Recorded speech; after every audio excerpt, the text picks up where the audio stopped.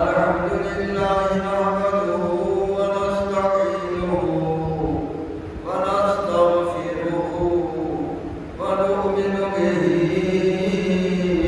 ونتوكل عليه ونعوذ بالله من شرور أنفسنا ومن سيئات أعمالنا من يهده الله فلا مضل له ومن يضلله فلا هادي له ونشهد أن لا إله إلا الله وحده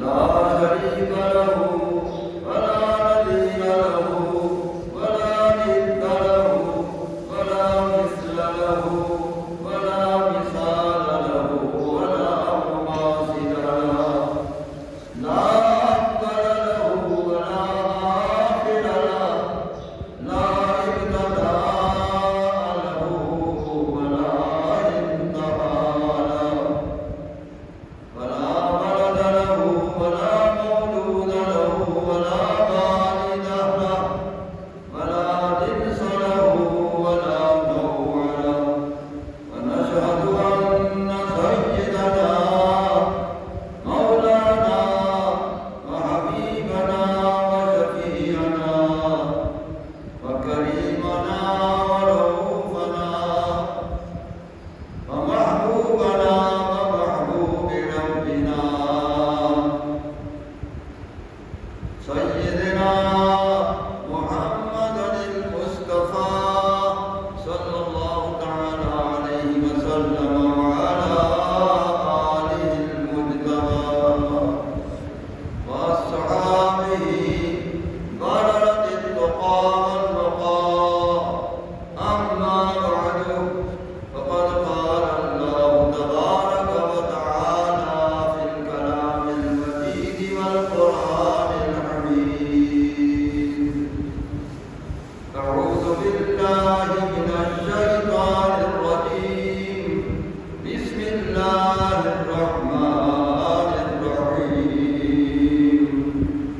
ربنا أنزل علينا مائدة من السماء تكون لنا عيدا لأولنا وآخرنا وآية منك وارزقنا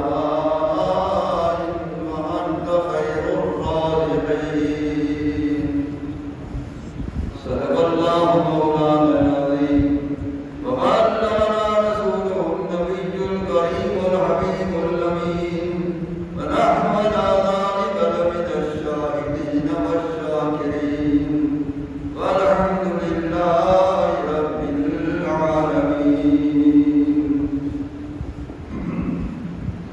الصلاة والسلام عليك يا سيدي يا رسول الله. الصلاة والسلام عليك يا سيدي يا حبيب الله وعلى آلك وأصحابك يا سيدي يا رسول الله وارثني وارثني يا سيدي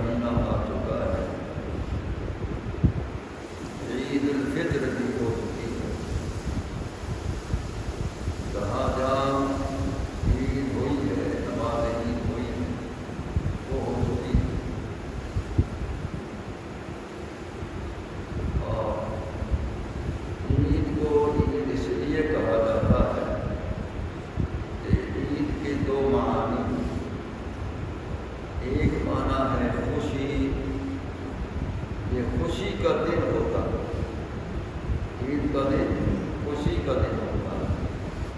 اس بات کی خوشی کہ عید والے دن اللہ تعالیٰ اپنے بندوں کی بخشش کر دیتا ہے۔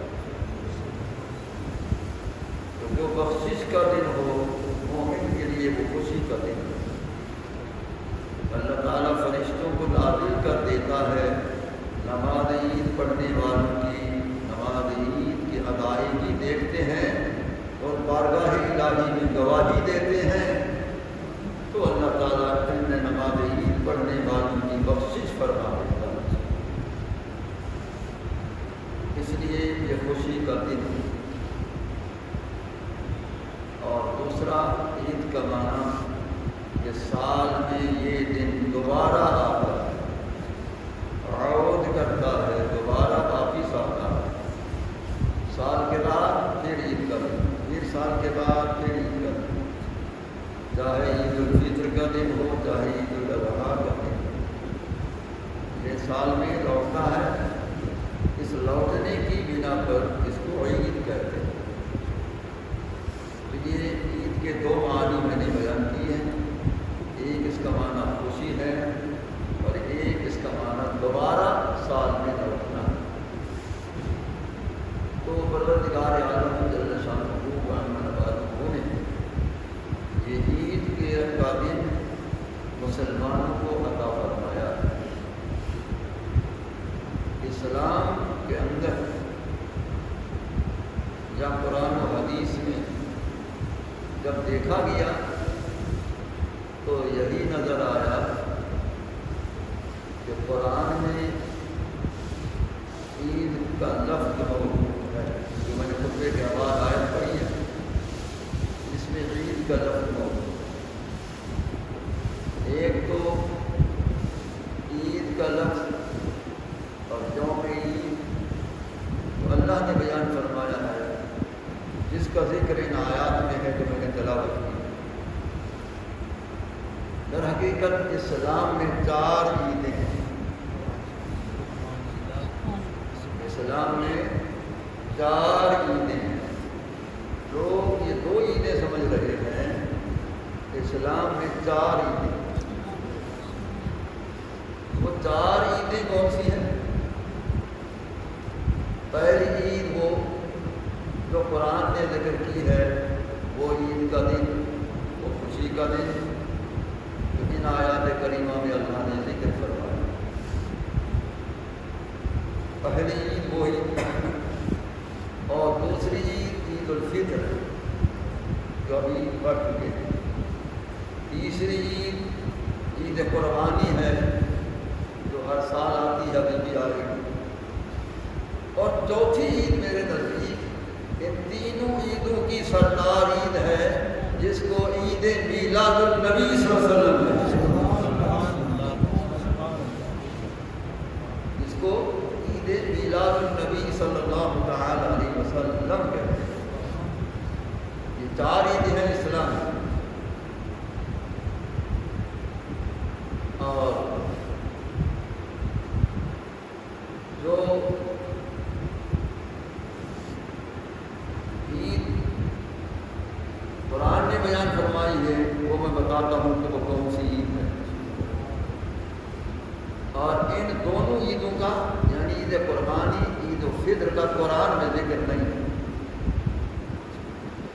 قرآن میں دونوں عیدوں کا ذکر نہیں ہے۔ اگر قرآن میں اس کا ذکر ہوتا یہ فرض ہو جاتا، قرآن میں اس کا ذکر نہیں ہے۔ یہ رسول اللہ صلی اللہ علیہ وسلم نے اپنی سنت کو جاری کرتے ہوئے فرمایا، میرا طریقہ ہے رائج میں کرتا ہوں، فائدہ تمہیں پہنچتا۔ اس لیے نماز عید سنت ہے، چاہے نماز عید فطر ہو تب بھی سنت ہے، چاہے نماز عید الاضحیٰ ہو تب بھی سنت ہے۔ تو رسول اللہ صلی اللہ علیہ وسلم نے اپنی طرف سے یہ طریقہ ایجاد فرمایا اور بخشش کا دن اس کو فرمایا، تو یہ کرم مصطفیٰ صلی اللہ تعالی علیہ وسلم، یہ کرم مصطفیٰ ہے صلی اللہ تعالی علیہ وسلم کہ قرآن میں ذکر نہیں، لیکن رسول اللہ اللہ علیہ وسلم نے فرمایا کہ میں عید کا دن بتاتا ہوں کہ یہ عید الفطر بھی عید ہے، عید قربانی بھی عید ہے، اور میں اس کو ادا کر کے دکھاتا ہوں۔ سرکار نے ادا کر کے دکھا دیا، قیامت تک سنت مصطفی بن گئی اور ہمارے لیے بخشش کا سامان بن گیا۔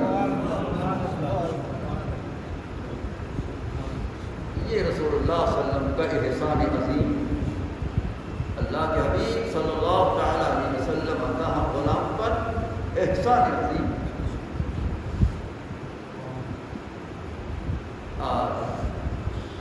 پھر اس میں راز کی بات یہ ہے کہ یہ عید جس طرح میں نے کہا ہے کہ قرآن میں اس کا ذکر نہیں ہے، یہ رسول اللہ صلی اللہ علیہ وسلم نے طریقہ رائج فرمایا۔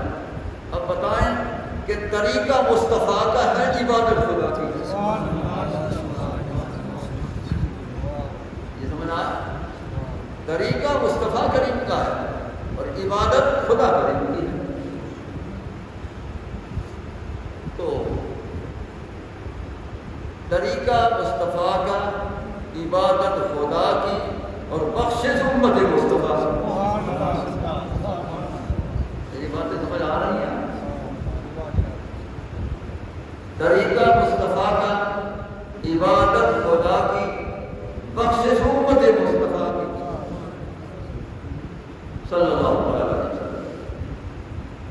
تو رسول اللہ صلی اللہ علیہ وسلم نے یہ طریقہ رائج فرمایا کہ رمضان شریف جب ختم ہو جائے، چاند دکھا جائے شوال کا، تو پہلی شوال کو عید نماز، عید فطر ادا کرنی ہے اور پڑھنی ہے اور سنت رسول پر عمل کرنا ہے۔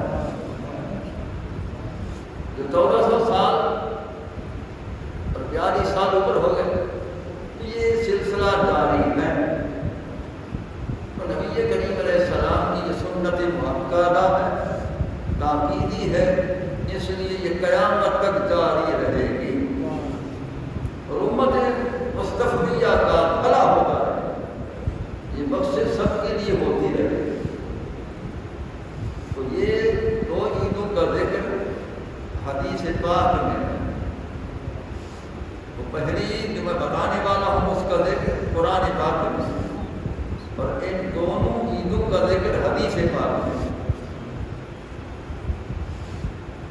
جو کچھ خدا فرما دے قرآن میں تو وہ قرآن ہے، جو کچھ رسول اللہ صلی اللہ علیہ وسلم اپنی زبان پاک سے آج خود بیان فرما دے وہ حدیث رسول اللہ ہے۔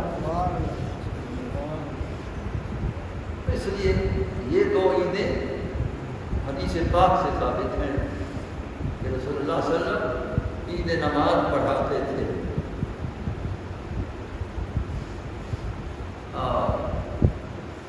امت مسلمہ کا اس میں بھلا فرما دیا قیامت تک۔ سرکار عید پڑھانے جا رہے تھے تو راستے میں ایک بچہ رو رہا تھا، بچہ کھڑا تھا، بچہ رو رہا تھا۔ سرکار نے دست کرم اس کے سر پر رکھ کے سوچا بیٹا کیوں رو رہا ہے؟ وہ عرض کرتا ہے میرے والدین فوت ہو چکے ہیں، میں یتیم ہوں، اگر آج میرے والدین ہوتے تو مجھے کیا خوشی ہوتی، تو میں ابا کہہ کر بلاتا، والدہ کو اماں کہہ کر بلاتا، تو وہ تو فوت ہو گئے۔ سرکار نے دست شفقت مہربانی کا دست کرم ہاتھ مبارک سر پر رکھ کر فرماتے ہیں اما کرنا، ابھی تو راضی نہیں ہے، آنا ابو کا و عائشہ اموں کا، کہ میں تیرا باپ بن جاؤں، عائشہ تیری اماں ہو جاؤں۔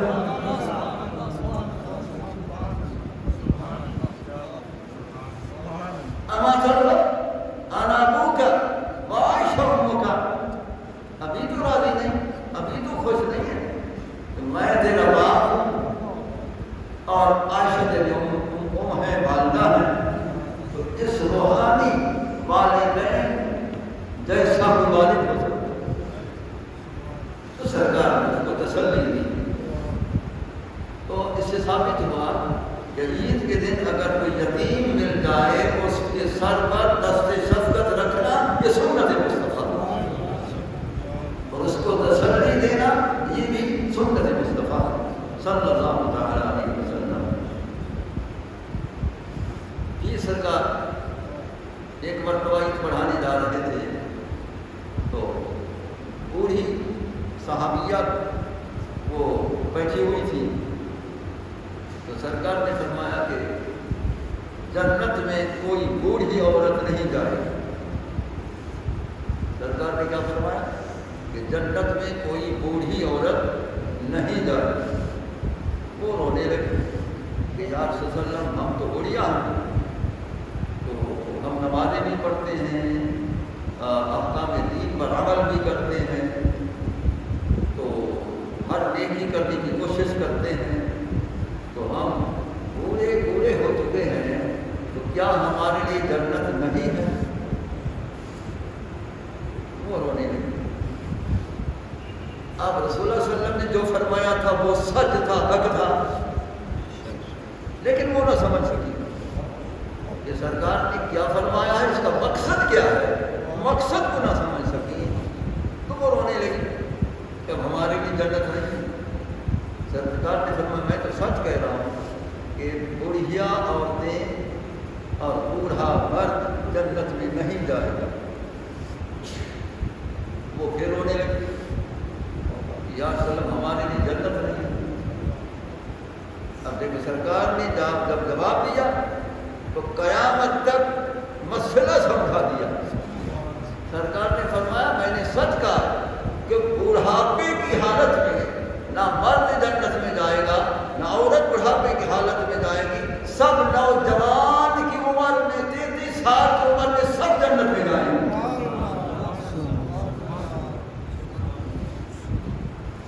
تو وہاں نوجوان ہوں گے، سب جنت میں ہوں گے، نوجوان ہوں گے۔ فرمایا اس لیے میں نے کہا کہ بوڑھے ہونے کی حالت میں جنت میں نہیں جائیں گے، جوان ہونے کی حالت میں جائیں گے۔ تو ان کی تسلی ہوگی، تو یہ عمر کا حصہ جو بھی گزر رہا ہے ہمارا اور آپ کا بڑھاپے کا، تو اس وقت یہ نہیں ہوگا سب کی برابر عمر 33 سال کی ہوگی اور سب وہ نوجوان بن کر جنت میں داخل ہوں گے، نوجوان ہو کر جنت میں داخل ہوں گے۔ اب رہا کہ نوجوان بن کر جنت میں داخل ہوں گے تو وہ پورے حالت میں جنت میں کیوں نہیں داخل ہوں گے، اس کی وضاحت نہیں ہے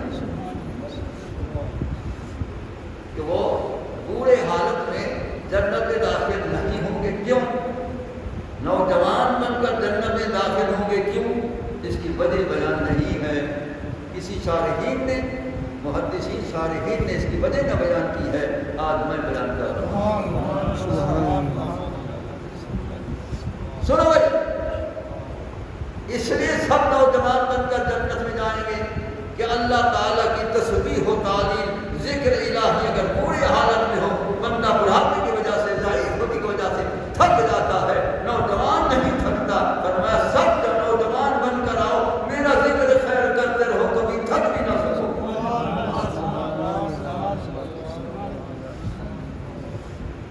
اس بنا پر سب نوجوان کی حالت میں جنت میں جائیں گے۔ تو قصہ مختصر یہ دونوں عیدیں جو ہیں، عید الفطر ہو یا عید قربانی ہو، یہ سنت مصطفیٰ ہے صلی اللہ علیہ وسلم، اللہ تعالیٰ کی طرف سے فرض نہیں ہے، جس طرح 5 نمازیں فرض ہیں، یہ رسول اللہ صلی اللہ علیہ وسلم کی طرف سے مقدس طریقہ ایجاد کرتا ہے جو امت مسلمہ کا بھلا۔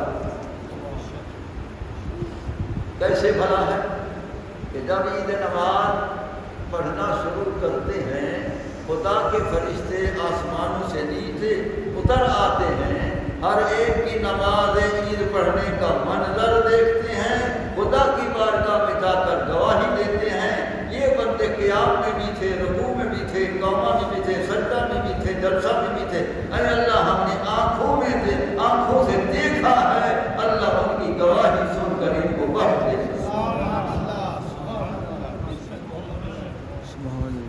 امت مسلمہ کا بھلا ہو چکا۔ تو یہ دونوں عیدیں جو جو ہیں خوشی کا دن. خوشی کا دن کیوں ہے؟ یہی بخشش ہو جاتی ہے. جب گناہ گار کی بخشش ہو جائے اس سے اس کی اور کون سی خوشی ہو سکتی ہے؟ اس کے لیے اس کا معنی خوشی، عید کا معنی خوشی. تو خوشی کا دن یوم العید، خوشی کا دن. اسی طرح عید قربانی، جب وہ عید پڑھ لیتے ہیں تو بخشش. جب قربانی کے جانور کے گلے پر چھری چلاتے ہیں اس کا خون زمین پر نہیں گرتا کہ وہ اللہ تعالیٰ کیا مقبول ہو جائے. اور قربانی کرنے والے کی بخشش. لہذا یہ دونوں جو ہیں بخشش کے دن ہیں، اسی لیے یہ خوشی کے دن.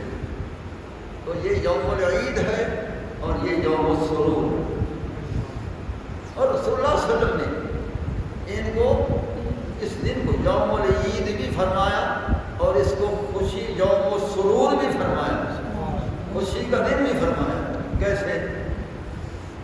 رسول اللہ صلی اللہ علیہ وسلم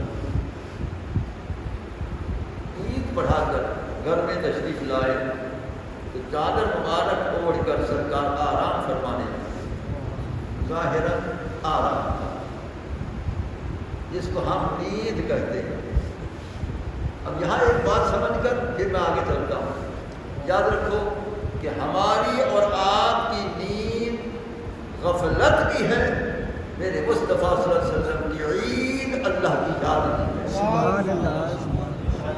سرکار نے فرمایا تنام عینایا ولا ینام قلبی. فرمایا میری آنکھوں کو سوتا دیکھو گے میرا دل جاگتا رہتا. تو معلوم ہوا رسول اللہ صلی اللہ علیہ وسلم کی نیند ہمارے جیسی نیند نہیں ہے، وہ بھی بے مثل و بے مثال.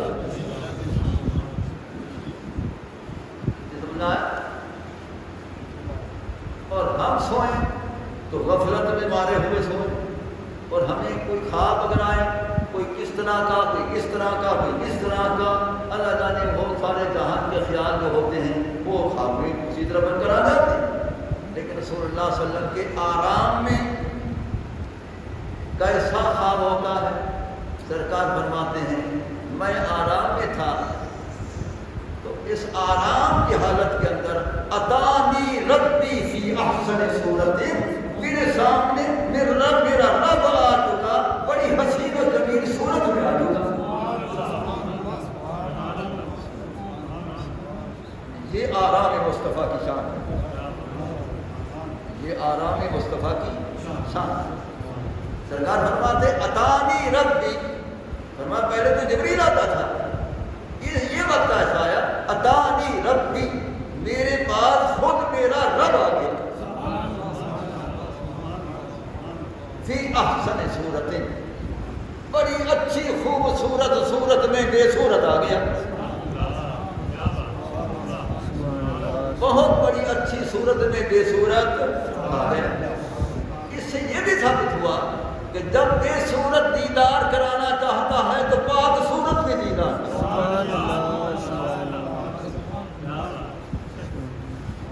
اور حسین و جمیل صورت میں دیدار کراتا. اچھا حسین و جمیل صورت میں کیوں دیدار کراتا؟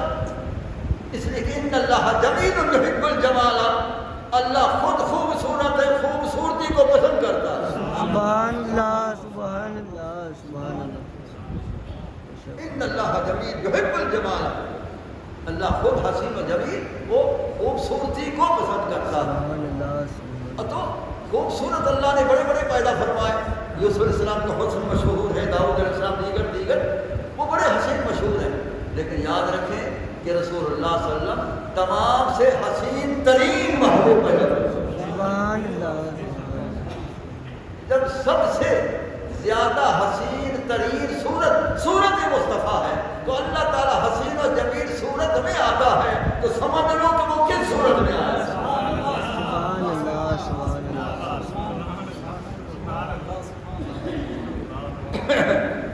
وہ سمجھ لو تو کس صورت میں آیا. تو جس صورت میں آیا تو میرے اعتقاد میں صورت مصطفیٰ میں آیا. جب صورت مصطفیٰ میں آیا، ادھر دیکھو صورت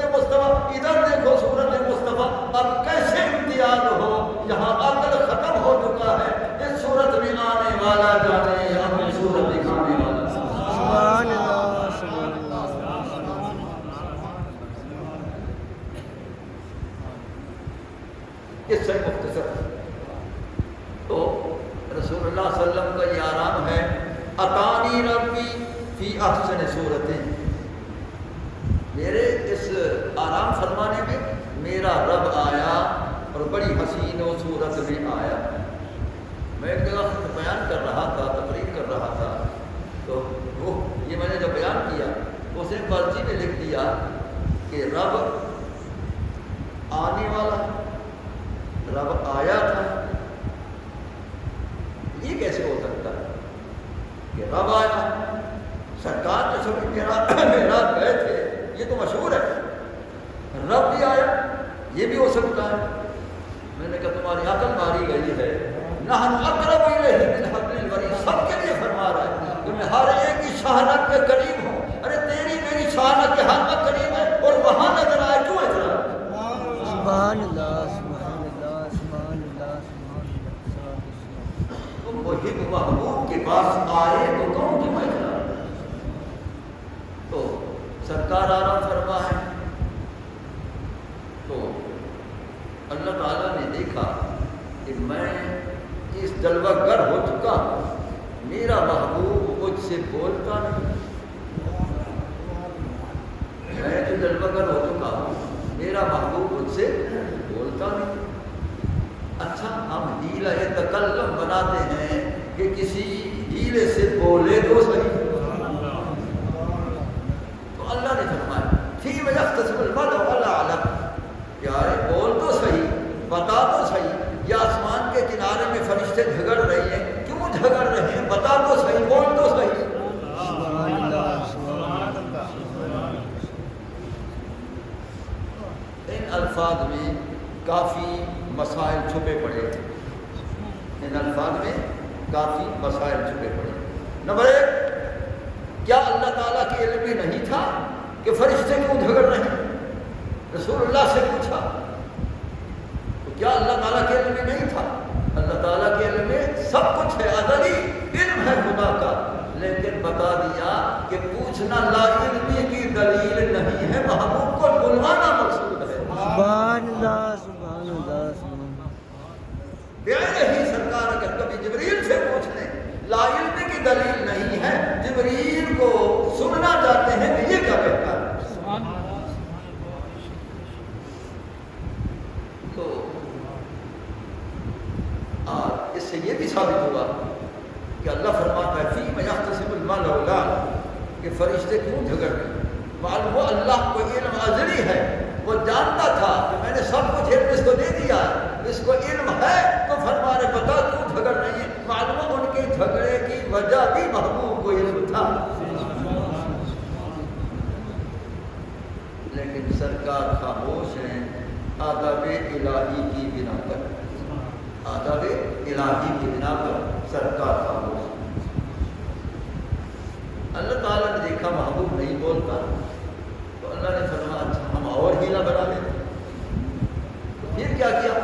سرکار فرماتے فَوَضَعَ كَفَّهُ بَيْنَ كَتْفَيَّ فَوَجَدْتُ بَرْدَ أَنَامِلِهِ فِي صَدَيَّ الْجَنَّةِ. فرمایا اللہ تعالیٰ نے اپنے بے مثل دست گرم کو میرے دو شانوں مونڈھوں کے درمیان میں رکھ دیا، جس کی پاک ان کے شان کے لائق پاک انگلیوں کی ٹھنڈک میں سینے میں محسوس کر رہا. یہ کیفیت بنا کے محبت بھری کیفیت اب تو بول، یہ محبت بھری کیفیت بنا کے اب تو بول. سرکار خاموش، ادب الہی کی وجہ سے سرکار خاموش. تو اللہ نے فرمایا پیارے ہم تیسرا ہیلا بنا لیتے ہیں، تیسرا ہیلا بنا لیتے ہیں بول. تو سرکار فرماتے فَعَلِمْتَ مَا فِي السَّمَاوَاتِ وَالْأَرْضِ، فرمایا ساتوں آسمان ساتوں زمین کے اندر جو کچھ ہے سب علوم اللہ تعالیٰ نے میرے سینے میں پلٹ کر فرمایا جب کچھ تو دے دیا اب تو بول. سبحان اللہ. لیکن سرکار خاموش رہے ادب الہی کی بنا. تو میں نے یہ بتایا کہ یہ خواب ہے مصطفیٰ کریم کا. معلوم مصطفیٰ کی نیند بھی بے مثل و بے مثال، سرکار کی نیند مبارک بھی بے مثل و بے مثال. دوسری دلیل سرکار کی نیند مبارک کی بے مثلی جت کی. تم اور ہم سو جائیں تو سونے کے بعد اگر وضو تھا اب وضو ختم ہو گیا. سرکار سوتے رہیں اٹھ کر نماز شروع کر دیں تو وضو کی ضرورت نہیں ہے. کر لیں تو مالک ہے ورنہ وضو کی ضرورت کو ٹوٹتا ہی نہیں, وضو ناقص ہی نہیں. تیسری دلیل اللہ تعالیٰ کو سجدہ بے وضو ناجائز ہے. خدا کو سجدہ بے وضو ناجائز ہے. قیامت والے دن رسول اللہ صلی اللہ علیہ وسلم جب روضہ اطہر سے مقام محمود پہ پہنچیں گے اللہ تعالیٰ کو سجدہ فرمائیں گے تو وہاں کس پانی سے وضو کریں گے؟ سرکار تو روضہ اطہر سے اٹھے ہیں اور وہاں پہنچے مقام محمود میں تو کس پانی سے وہاں وضو کریں گے؟ آب کوثر سے اس کا بھی نہیں ہے ذکر, کسی اور پانی سے اس کا بھی نہیں ہے ذکر, کسی پانی سے اس کا بھی نہیں ہے ذکر. تو معلوم ہوا کہ رسول اللہ صلی اللہ علیہ وسلم جس وضو سے عالم دنیا سے روضہ اطہر میں تشریف لے گئے وہی وضو قیامت تک رہے.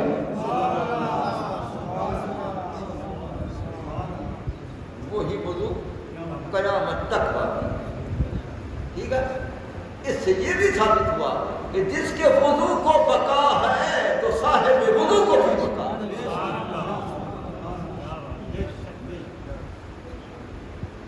اس سے مختصر کہ رسول اللہ صلی اللہ تعالی علیہ وسلم کا شریف فرما تھے. عید والے دن میں عرض کر رہا تھا چادر مبارک اوڑھ کر ظاہری آرام تھا تو ایک قصیدہ پڑھنے والی بیوی آئی بیٹھی ہے. سیدہ صدیقہ رضی اللہ تعالی عنہا کو قصیدہ سنا رہی دف بجا کر. جتنا وہ روفی صاحب آئے تھے دف بجاتے تھے اور بھی کوئی آتے ہیں دف بجاتے ہیں تو وہ دف بجا کر وہ قصیدہ سنا رہی. تو معلوم ہوا کہ دف بجا کر نعت پڑھنا قصیدہ پڑھنا جائز ہے. دف بجا کر نعت پڑھنا قصیدہ پڑھنا جائز ہے. تو وہ دف بجا کر قصیدہ پڑھ رہی ہے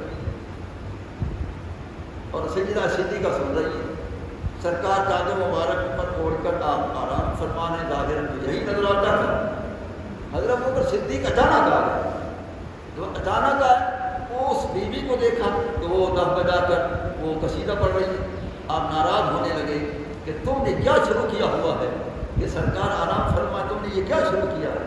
سرکار نے چادر مبارک رخ انور ہٹا کر فرمایا دعها یا ابا بکر ھذا یوم العید والسرور. اے ابو بکر اس کو چھوڑ دے, اس کے حال پر عید کا خوشی کا دن ہے, میں بھی سن رہا ہوں تم بھی سنو. سبحان اللہ سبحان اللہ.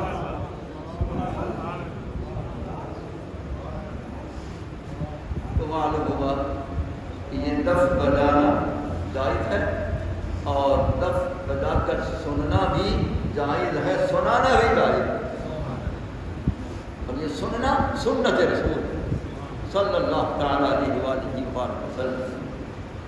تو فرمایا یہ عید کا دن ہے, خوشی کا دن ہے, لہذا عید الفطر گزر چکی ہے, یہ خوشی کا دن اور اس کو خوشی کا دن فرمایا ہے. یوم العید فرمایا اور یوم السرور فرمایا.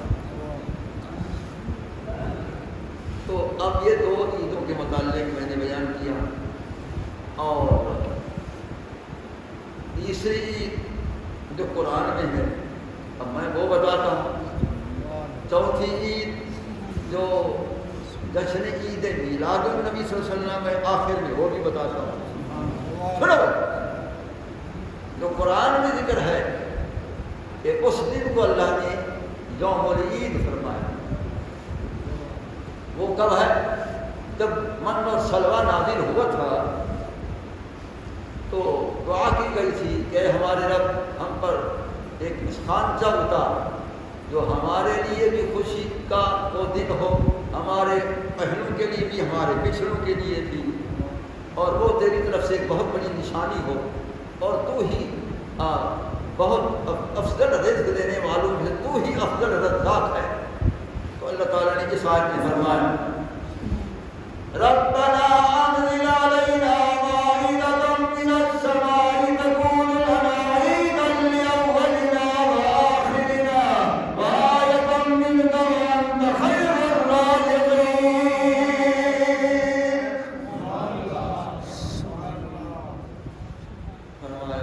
اے اللہ ہم پر خانقاہ نازل کر جس میں یہ نعمتیں ہوں. تو اس میں بٹیر بھونے ہوئے اور کیا کیا اس میں وہ تھا. تو پھر وہ اتر آیا. تو وہ مائدہ جو خانقاہ اتر آیا من اور سلوا اس میں. تو اللہ تعالیٰ نے ان لوگوں نے کہا یہ ہمارے لیے عید ہو. تو وہ اگر خانقاہ اتر آیا آسمانوں سے تو وہ دن عید کا ہوا اور ان کے لیے وہ عید ہے. تو اس کا ذکر قرآن مجید میں ہے کہ یہ ان کے لیے عید کا دن تھا. اس کا اس من اور سلوا اترنے کا دن ان کے لیے عید کا دن تھا. اگر من اور سلوا جو ہے کھانے پینے کی چیزیں اگر وہ اترے تو عید ہے. جو رحمت للعالمین اگر وہ آسمانوں سے لا مکان سے اس صورت میں دنیا میں پیدائش ہو جائے جلوہ گری ہو جائے وہ عید کیوں نہیں.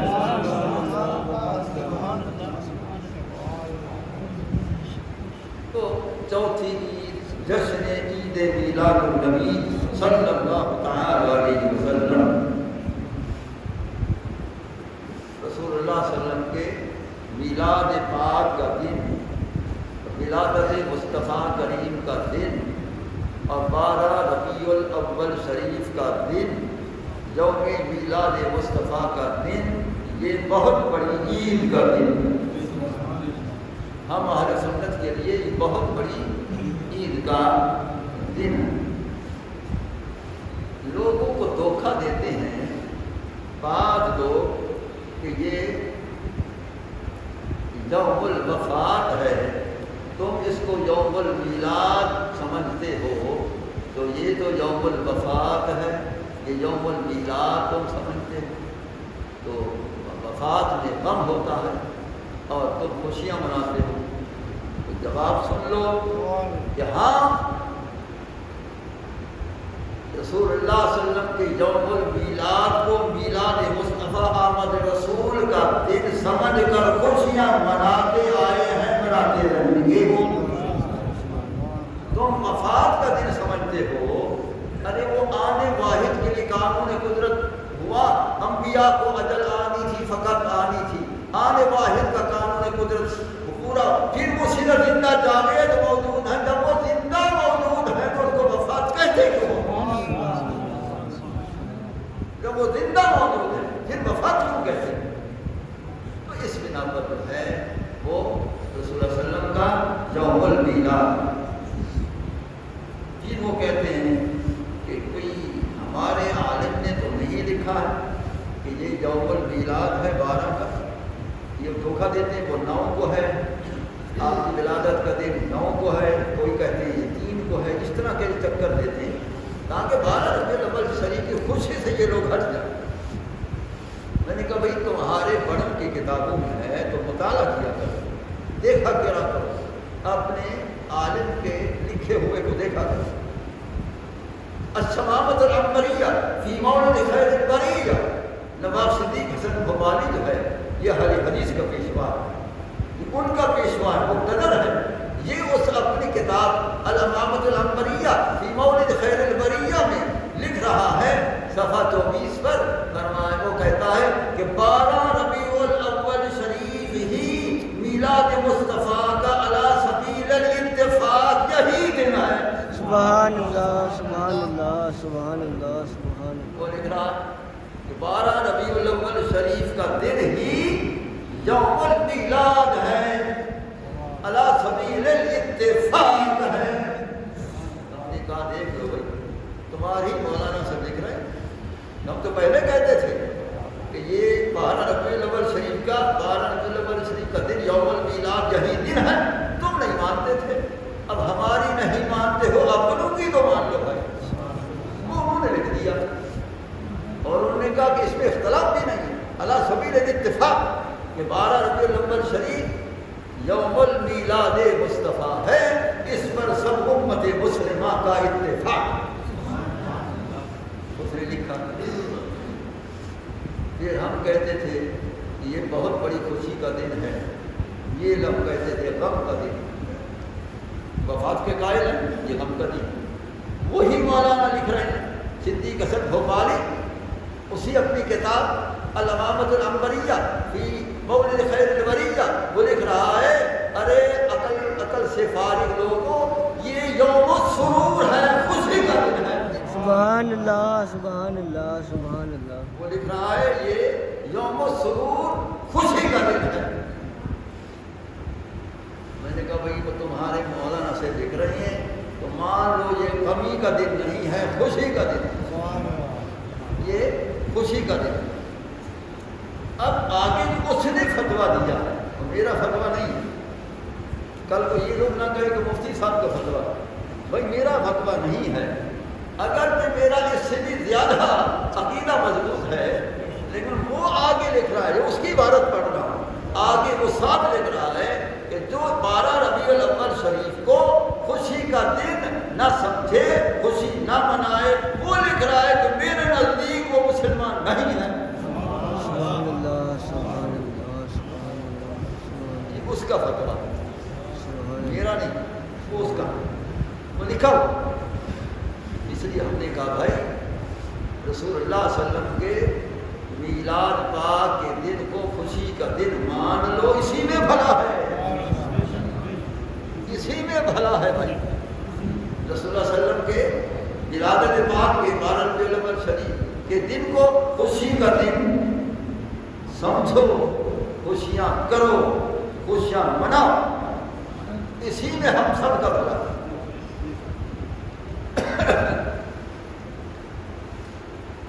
اب وہ کہتے ہیں کہ تم نے اس کو عید کیوں کہا، اس کو یوم العید کیوں کہتے ہو؟ 12 ربیع الاول شریف کے دن کو یہ چوتھی عید تم بنا چکے ہو۔ پہلی عید وہ منت سلوہ، دوسری عید عید الفطر، تیسری عید عید قربانی، چوتھی عید تم نے عید میلاد النبی صلی اللہ علیہ وسلم کے یوم میلاد کو بھی عید بنا دیا۔ ارے بھی تم نے اس کو عید کے لفظ سے کیوں تعبیر کر دیا؟ پہلے تو ہم کہتے ہیں عید تو ہم سمجھتے ہیں، تمہیں کیا دکھ لگتا ہے؟ عید تو ہم سمجھتے ہیں، تمہیں کیا دکھ لگتا ہے؟ پہلی بات۔ دوسری بات یہ ہے کہ یہ ہمارا آج کا عقیدہ نہیں ہے، یہ 100 سال کا عقیدہ نہیں ہے، یہ 200 سال کا عقیدہ نہیں ہے، اللہ جانے کتنے سینکڑوں سال پہلے کا لوگوں کا عقیدہ یہی ہے۔ جس طرح امام قسطلانی شارح بخاری رحمۃ اللہ علیہ نے مواہب الدنیا اپنی کتاب کے جلد اول میں لکھ رہے ہیں رحم اللہ عمران اتخذ العیال مولدہ صلی اللہ علیہ وسلم اعیادا، اللہ تعالیٰ کروڑوں رحمتیں نازل فرمائے ان مردان خدا پر جو محبوب کے میلاد کی راتوں کو اس تمام عیدوں کی سردار عید سمجھتے ہیں۔ سبحان اللہ۔ قسطلانی کی عبارت میں نے پڑھ دی، قسطلانی کی عبارت میں نے پڑھ دی، فرحم اللہ تعالی عمران اتخذ العیال مولدہ صلی اللہ علیہ وسلم اعیادا، اللہ تعالیٰ کروڑوں رحمتیں نازل فرمائے اس مرد خدا پر جو رسول اللہ صلی اللہ علیہ وسلم کے میلاد پاک کے منانے والی راتوں کو تمام عیدوں کی سردار عید سمجھتا ہے۔ یہ سمجھ آ رہا؟ تو بھائی ہم نہیں، ہمارے اکابر جو سینکڑوں سال پہلے تشریف لے گئے دنیا سے، ان کا یہی عقیدہ ہے کہ یہ عید میلاد النبی صلی اللہ علیہ وسلم کا دن تمام عیدوں کی سردار عید ہے۔ بلکہ میرا تو عقیدہ یہی، حقیقت یہی ہے کہ یہ عید میلاد مصطفیٰ کی عید ہی سب عیدوں کو شان عطا فرمائے۔ اگر سرکار دنیا میں تشریف نہ لاتے تو عید الفطر کہاں ہوتی، یا عید الاضحیٰ کہاں ہوتی؟ بتاؤ۔ ان کو شان عطا فرمایا تو اس 12 ربیع الاول کی عید نے ان عیدوں کو شان عطا فرمایا۔ تو رسول اللہ صلی اللہ علیہ وسلم کا پیدائش مبارک کا دن وہ تمام عیدوں کی سردار عید۔ امام قسطلانی شارح بخاری رحمۃ اللہ علیہ نے مواہب میں حق بیان فرمایا۔ اب اس عبارت کے پیچھے اس کی لمبی عبارت ہے، وہ بتاتا ہے کہ سچے مسلمان کی نشانیاں کتنی ہیں۔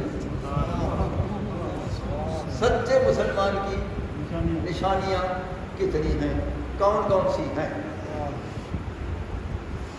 ایک بات، دوسری بات وہ بتاتے ہیں کہ یہ میراث شریف کی محفلیں اب کا طریقہ ہے، یہ پہلے سے چلا آیا۔ تیسرا وہ بتاتے ہیں کہ جب محفل میلاد ختم ہو جائے پھر کیا کرنا چاہیے۔ یہ سب چیزیں انہوں نے بیان فرمائی ہیں عربی زبان میں۔ اب پہلے میں اس کی عربی عبارت پڑھتا ہوں، وہ لمبی ساری، اس کے بعد میں اس کا مقصد مفہوم مطلب وہ میں آپ کو بتاتا ہوں۔ وہ فرماتے لا زال اہل الاسلام یحتفلون بمولدہ صلی اللہ تعالی علیہ وسلم ویعتنون بقراءۃ مولدہ ویظہرون السرور ویتصدقون بانواع الصدقات فرحم اللہ تعالی امرأ اتخذ لیالي مولدہ صلی اللہ تعالی علیہ وسلم اعیادا۔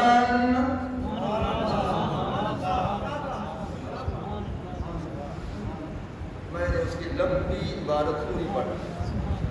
اللہ کا فضل ہے کہ میرا حافظہ کبھی بہت کچھ ادھر ہے۔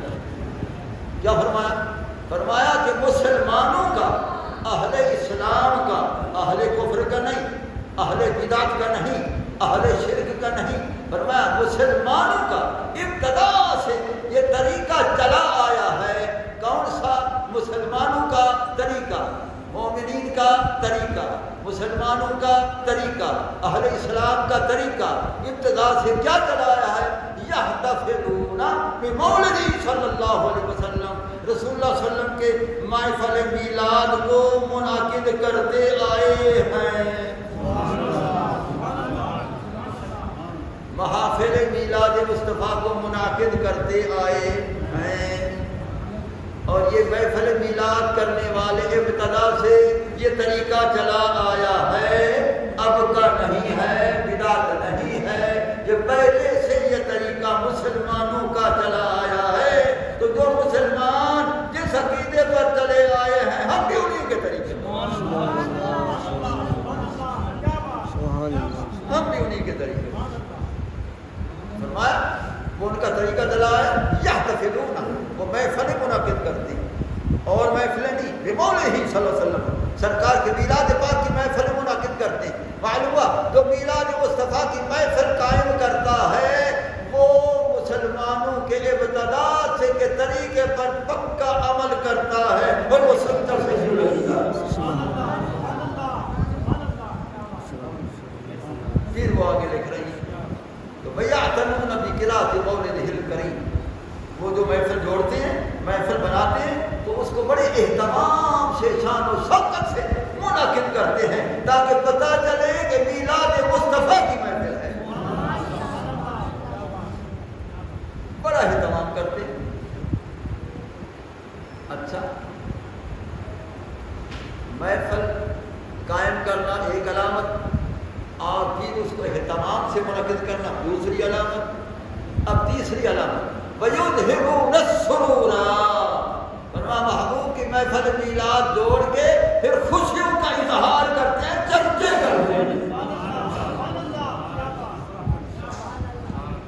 خوشیوں کا اظہار کرتے ہیں، وہ محبوب کے چرچے کرتے ہیں۔ یہ مسلمانوں کا طریقہ ہے کہ یوم المیلاد عید سمجھ کر، خوشی سمجھ کر پھر وہ خوشیوں کا اظہار کرتے ہیں۔ معلوم ہوا سرکار کے آمد رسول کے میلاد میں خوشیاں کرنا یہ مسلمانوں کا طریقہ ہے، ان کی ہی علامت ہے۔ پھر اس کے اندر چوتھی علامت وَيَتَصَدَّقُونَ بِأَنْوَاعِ الصَّدَقَاتِ، فرماتے ہیں پھر محفل میلاد کے آخر میں وہ کیا کرتے ہیں؟ قسموں قسم کے کھانے پکا کر تقسیم کرتے ہیں،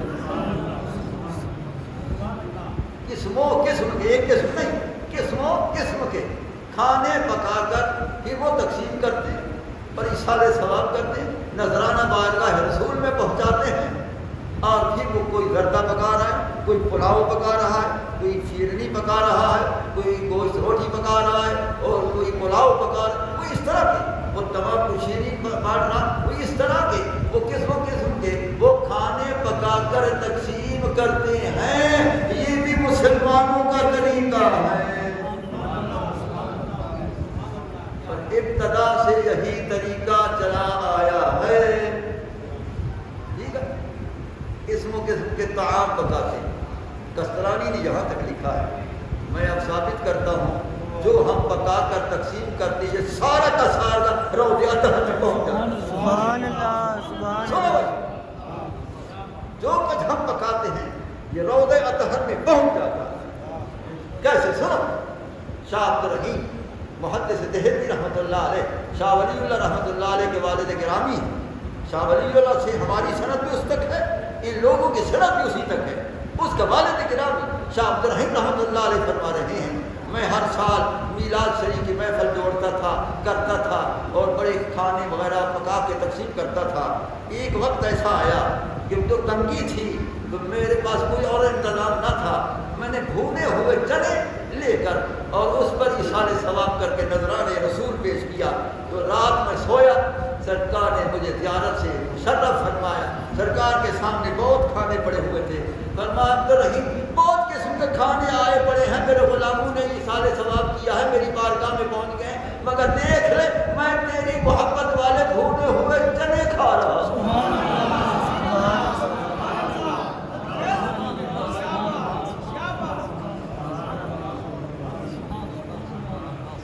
سمجھ آ رہا؟ ہاں، فرمایا تیری محبت والے پاٹے ہوئے بھونے چنے میں وہ چنا ہوں۔ فرمانا تو معلوم ہوا یہ سب کچھ جو پکایا جاتا ہے بارگاہ رسول میں پہنچ جاتا ہے۔ اور اگر کچھ بھی نہ ہو، چنے بھونے ہوں، وہ بھی اگر پیش کر دو تو وہ بھی قبول ہے بارگاہ رسول۔ ایسا ہے کہ وہ بھی بارگاہ رسول میں قبول۔ تو یہ کستلانی نے بیان کیا، شاہ عبد الرحیم کا واقعہ میں نے آپ کو بیان کر دیا، انفاس العارفین میں شاہ ولی اللہ نے اس کو نقل کیا۔ اور اس کے بعد امام کستلانی شارح بخاری یہ تمام علامات مسلمانوں کے بیان کر کے اور اہل اسلام کے یہ مقدس طریقہ بیان کر کے آخر میں دعا دیتے ہیں۔ آخر میں دعا دیتے ہیں، کن کو دعا دیتے ہیں اور کیسے دعا دیتے ہیں؟ وہ فرماتے فرحم اللہ تعالیٰ عمران، اللہ تعالیٰ بڑی رحمت فرمائے اس مرد خدا پر، بڑی کروڑ رحمتیں عطا فرمائے۔ کون سی؟ اتخذ لیال مولدہ صلی اللہ علیہ وسلم اعیادا، جس بندے نے، جس شخص نے نبی علیہ السلام کے میلاد شریف کی راتوں کو عیدوں کی سردار سمجھا ہے، اس پر رحمتیں فرمائے۔ سبحان اللہ، سبحان اللہ، سبحان اللہ۔ معلوم ہوا یہ عید میلاد النبی صلی اللہ علیہ وسلم سید الاعیاد ہے، تمام عیدیں ایک طرف اور میلاد مصطفیٰ کی عید ایک طرف، میلاد مصطفیٰ کی عید ایک طرف۔ اللہ، اچھا یہ میں نے 4 عیدیں بیان کر دی، سمجھ آیا نا؟ 4 عیدیں میں نے بیان کی، اب میں ایک اور شے بیان کر کے ختم کر رہا ہوں کیونکہ آپ کا 2:30 بج گئے۔ مجھے ایک صاحب کہنے لگے کہ آپ کبھی کبھی دیر کر دیتے ہیں جمعہ میں، لوگ اعتراض کرتے ہیں۔ میں نے کہا مسجد شہر میں آؤ، زیادہ ادھر چلے جاؤ، اگر عشق رسول نہیں سننا ادھر آؤ۔ سبحان اللہ، سبحان اللہ، سبحان، بے شک اگر عشق رسول نہیں سننا، محبت رسول نہیں سننا، شان مصطفیٰ نہیں سننا، ادھر نہیں آؤ، ضرورت نہیں۔ جاؤ ادھر اور مسجد پڑھو، جہاں 1 بجے ہوتا وہاں جاؤ، چلے جاؤ۔ جہاں عشق رسول ہے، عالم نہیں، مجھے پتا ہے جمعہ کب تک جائے۔ سبحان اللہ، سبحان اللہ، سبحان اللہ، سبحان اللہ۔ جہاں تک ظہر کی نماز کا وقت ہے وہاں تک جمعہ کی نماز کا وقت۔ سبحان اللہ، سبحان اللہ۔ بس جلدی پڑھنا، کسی اور جگہ چلے جاؤ، کوئی ضرورت نہیں، جہاں عاشق آئیں گے اور بیٹھے رہیں گے۔ سبحان اللہ، سبحان اللہ، سبحان اللہ، بے شک۔ میں 4 بجے تک بھی بیان کرتا رہوں، نہیں اٹھے گے عاشق۔ سبحان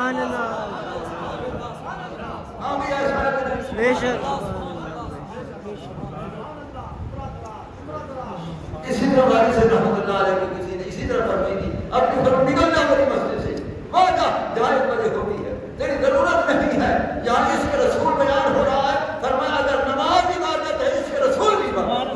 سبحان اللہ سبحان اللہ سبحان اللہ سبحان اللہ۔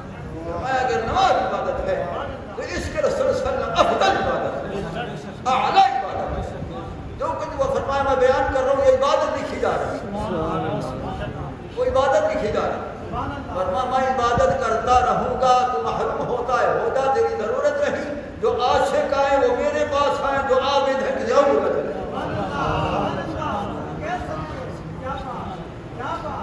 یہ سمجھنا ہاں، تو لہٰذا میں نے اس کو بڑا ڈانٹا جس نے مجھے کہا، اور پھر لوگ اپنی طرف سے بناتے ہیں، نام دوسروں کا لیتے ہیں۔ میں نے کہا کس نے تمہیں کہا اس کا نام مجھے بتاؤ؟ تم نام نہیں بتا، میں نے اس سے سنا، میں نے اس سے سنا، تو کرتے خود ہیں باتیں اور دوسروں کی طرف منسوخ کرتے ہیں۔ بعد اگر کہا بھی ہے کسی نے اس آدمی کی یہاں ضرورت نہیں، وہ کسی اور جگہ چلا جاتا ہے، یہاں عاشقان مصطفیٰ بیٹھے، سبحان اللہ یہاں عاشقان مصطفیٰ سنتے ہیں۔ والد صاحب رحمۃ اللہ علیہ گرمیوں میں 3:30 بجے جمعہ پڑھاتے ہیں، گرمیوں میں 3:30 بجے جمعہ پڑھاتے ہیں۔ جو انہوں نے 12 جون کا جمعہ پڑھایا، آخری جمعہ 12 جون سن 1976، تو اب 12 جون کا بڑا دن ہوتا ہے، وہ آخری زندگی کا جمعہ انہوں نے 4:30 بجے پڑھایا، انہوں نے 4:30 بجے پڑھایا۔ تو یہ اس کے رسول سے جو خالی ہوتے ہیں، خشکے ہوتے ہیں، خشکے، یہاں خشک لوگوں کی ضرورت نہیں ہے، یہاں تر لوگوں کی ضرورت ہے۔ سبحان اللہ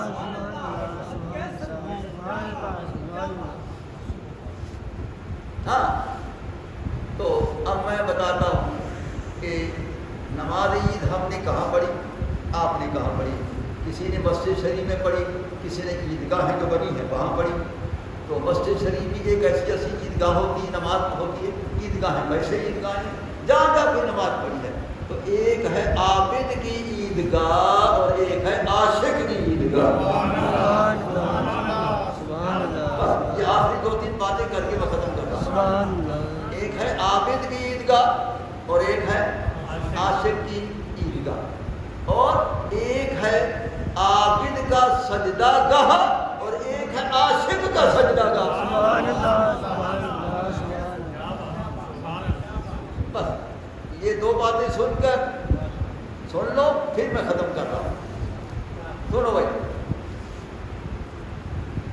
عابد کی عیدگاہ یہی ہے جو ہم نے نماز پڑھی ہے، جہاں جہاں ہم نے نماز پڑھ چکے ہیں، یہ عابد کی عیدگاہ ہے۔ اور عاشق کی کون سی عیدگاہ ہے؟ عیدگاہ ما غریبا قوتو، آج کی پیارے ہم غریبوں کی عیدگاہ جو تیرا کوچہ ہے مصطفیٰ، سبحان اللہ، جہاں تیری راہ گزر ہوئی ہے، راہ گزر مصطفیٰ، کوچہ مصطفیٰ، فرمائے وہ میری عیدگاہ، ہم غریبوں کی عیدگاہ وہی ہے۔ اور جب ہم مدینہ شریف میں اعتکاف بیٹھتے تھے مسجد نبوی شریف میں، جب وہ عید والے دن ہم جس وقت جاتے تھے روزانہ بھی حاضری دینے کے لیے باب السلام سے، وہی راہ گزر مصطفیٰ ہے، ادھر باب جبریل راہ گزر مصطفیٰ ہے۔ تو یہی جو ہے فرمایا کہ عاشق کی عیدگاہ کوچہ مصطفیٰ، کوچہ مصطفیٰ، راہ گزر مصطفیٰ، عیدگاہ ما غریباں قوتو، ہم غریبوں کی عیدگاہ آپ کا کوچہ مبارک ہے۔ یہ سمجھنا، کوچہ مصطفیٰ کا شان سنو، وہ کیسا ہے، وہ کیسا ہے؟ جبریل علیہ السلام نے روح نکالی ایک مومن کی، اس کو فرمایا سن، ادھر کوئے احمد، ادھر ہے بہشت، بتا روح جلدی کدھر جائے گی؟ ادھر کوئے احمد، ادھر ہے بہشت، بتا روح جلدی کدھر جائے گی؟ محبوب کا کوچہ ادھر ہے اور جنت ادھر ہے، تو بتا کدھر جائے گی؟ جنت میں جائے گی یا کوچہ مصطفیٰ میں؟ تو پھر وہ جب روح جواب دیتی ہے اللہ اکبر اللہ اکبر، کہ میں محبوب مصطفیٰ علیہ السلام کے کوچے میں رہوں، میں محبوب کے کوچے میں رہوں، ایسا کہ نہیں؟ ہاں، کیوں رہوں گی کہ نقد ملے جو مدعا وعدہ پہ دل لگائے گا۔ یہ سمجھا؟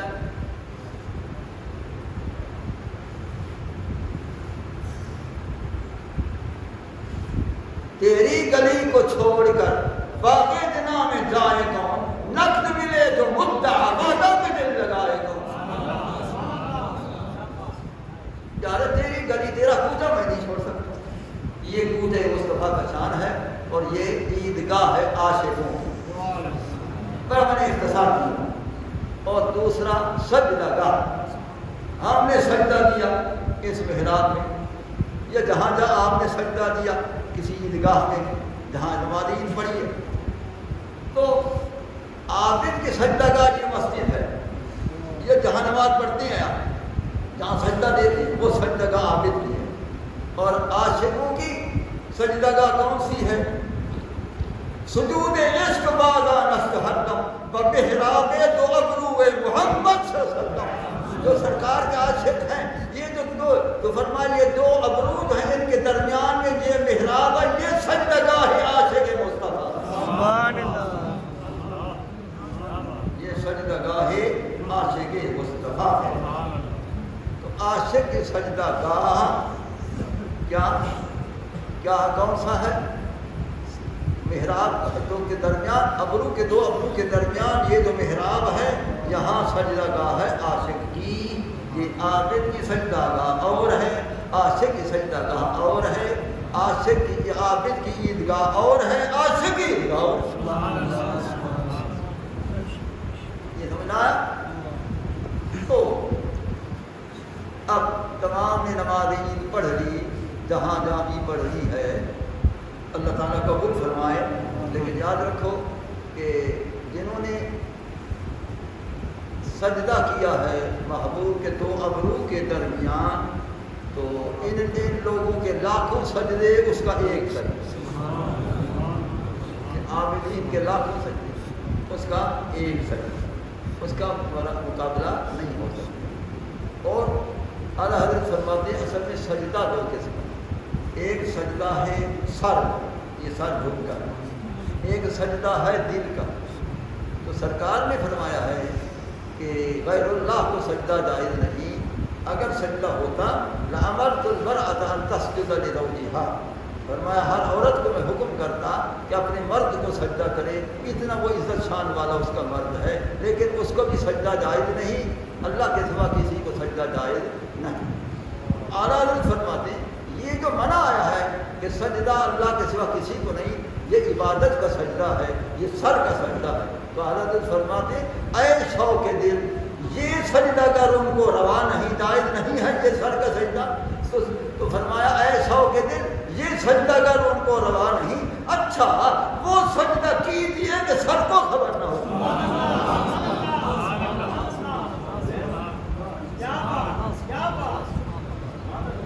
فرمایا کہ اگر سر کا سجدہ جائز نہیں تو اے دل اے دل اے دل، تو ایسا جلدی میں سجدہ کر کہ یار کو سجدہ بھی ہو جائے، سر کو پتہ بھی نہ چلے۔ تو معلوم ہوا کہ سجدہ قلب منع نہیں ہے، سجدہ سر منع ہے۔ سر تو سوئے حرم جھکا، دل سوئے کوئے مصطفیٰ، جو سمجھا، سر تو سوئے حرم جھکا، دل سوئے کوئے مصطفیٰ، ارے دل کا خدا بھلا کرے یہ نہیں اختیار۔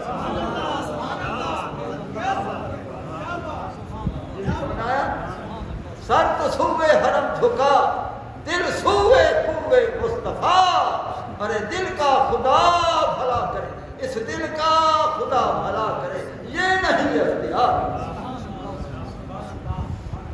اللہ تعالیٰ دل کا سجدہ نصیب کرے، آمین۔ اور محبوب کریم علیہ السلام دل کا سجدہ قبول فرمائیں، اور اللہ تعالیٰ دل کا سجدہ نصیب فرمائیں۔ اصل تو دل کا سجدہ ہے، یہ افضل سجدہ ہے، یہ افضل سجدہ ہے، جن کو نصیب ہوا ہے وہ ان سے پوچھو کہ ایسے سجدے میں لذت کتنی آتی ہے۔